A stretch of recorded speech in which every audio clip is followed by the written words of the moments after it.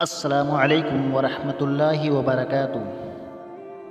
محترم سامعین، آج ہم تہجد کی نماز کے سلسلے میں کچھ اہم باتیں لے کر کے آپ حضرات کی خدمت میں حاضر ہوئے ہیں۔ تہجد کی نماز قرآن کریم سے ثابت ہے، وَمِنَ اللَّيْلِ فَتَہَجَّدْ بِهِ نَافِلَةً لَكَ۔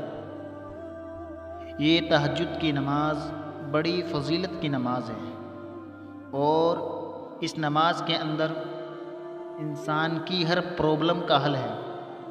اللہ تعالیٰ نے اس نماز کو بہت خاص بنایا ہے۔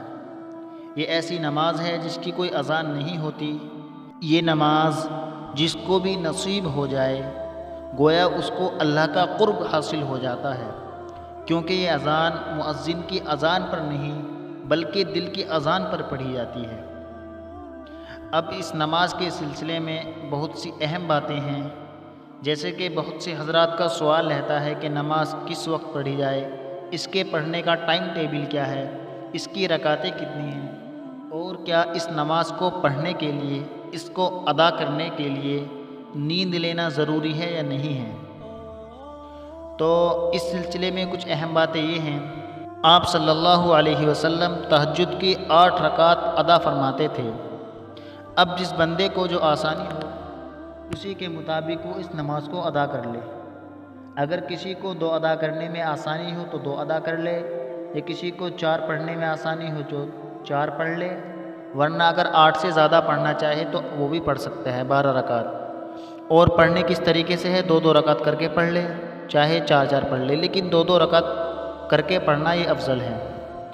اور اس کا ٹائم ٹیبل کیا ہے، تو تہجد کی نماز کا ٹائم جو ہے وہ عشاء کی نماز کے بعد شروع ہو جاتا ہے، لیکن افضل وقت کہ اس وقت کو پڑھنا کس وقت افضل ہے، وہ اگر رات کے 3 حصے کیے جائیں تو رات کے آخری حصے میں یعنی تہائی حصے میں پڑھنا اس کو افضل ہے، جس کو سحری کا ٹائم بولتے ہیں، یعنی اذان سے پہلے پہلے۔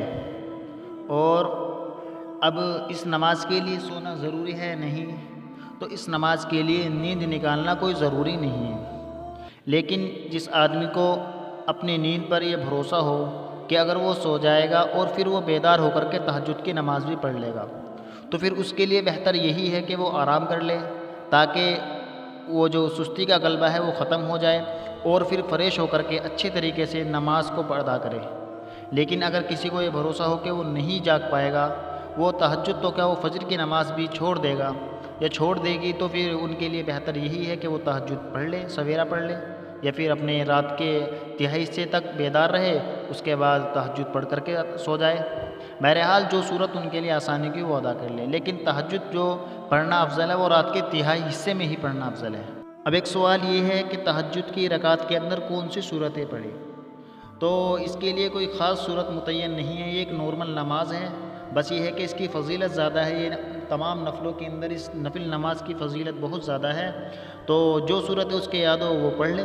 لیکن اگر اسے اپنی نماز کے اندر اور روحانیت پیدا کرنی ہے، اپنی نماز کے اندر اور مزہ لانا ہے، تو پھر ان کو چاہیے کہ قرآن کریم کی کچھ جو لمبی لمبی صورتیں ہیں، جیسے سورہ ملک ہے، سورہ رحمان ہے، یا سورہ یاسین ہے، یا اور جو 29ویں پارے کی صورتیں ہیں وہ یاد کر لے، تاکہ نماز پڑھنے کے اندر اور مزہ آئے، کیونکہ جتنی لمبی رکعت ہوگی اتنا ہی انسان کو مزہ آتا ہے نماز ادا کرنے کے اندر۔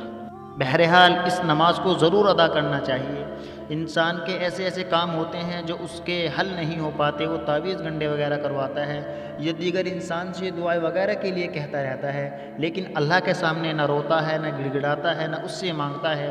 یہ نماز ایسی ہے جس میں اللہ تعالیٰ اپنے بندوں کی مرادوں کو سنتا ہے اور پوری کرتا ہے۔ اور جب تہجد کا وقت ہوتا ہے تو اللہ تعالیٰ آسمان دنیا پر آتے ہیں، اب کیسے آتے ہیں اس کی کیفیت اللہ ہی جانتا ہے۔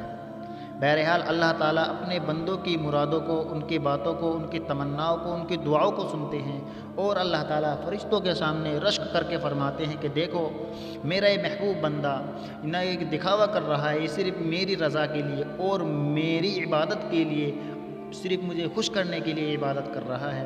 بہرحال اللہ تعالیٰ ہم سبھی کو تہجد ادا کرنے کی توفیق عطا فرمائے۔ اور اس نماز کے بہت فوائد ہیں، جیسے کہ جو اس نماز کے بعد دعا مانگی جاتی ہے وہ انشاءاللہ اللہ تعالیٰ رد نہیں فرماتے، وہ ضرور بھی ضرور قبول ہوتی ہے۔ اور دوسرا یہ کہ اللہ تعالیٰ صالحین کے اندر ان لوگوں کا نام شمار فرما دیتے ہیں کہ جو لوگ تہجد کو ادا کرتے ہیں۔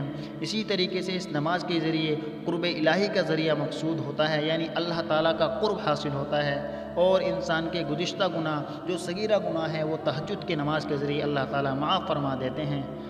بہرحال اللہ تعالیٰ ہم سبھی کو تہجد کی نماز خوب پابندی کے ساتھ، خوب اخلاص کے ساتھ، خوب ذوق و شوق کے ساتھ ادا کرنے کی توفیق عطا فرمائے۔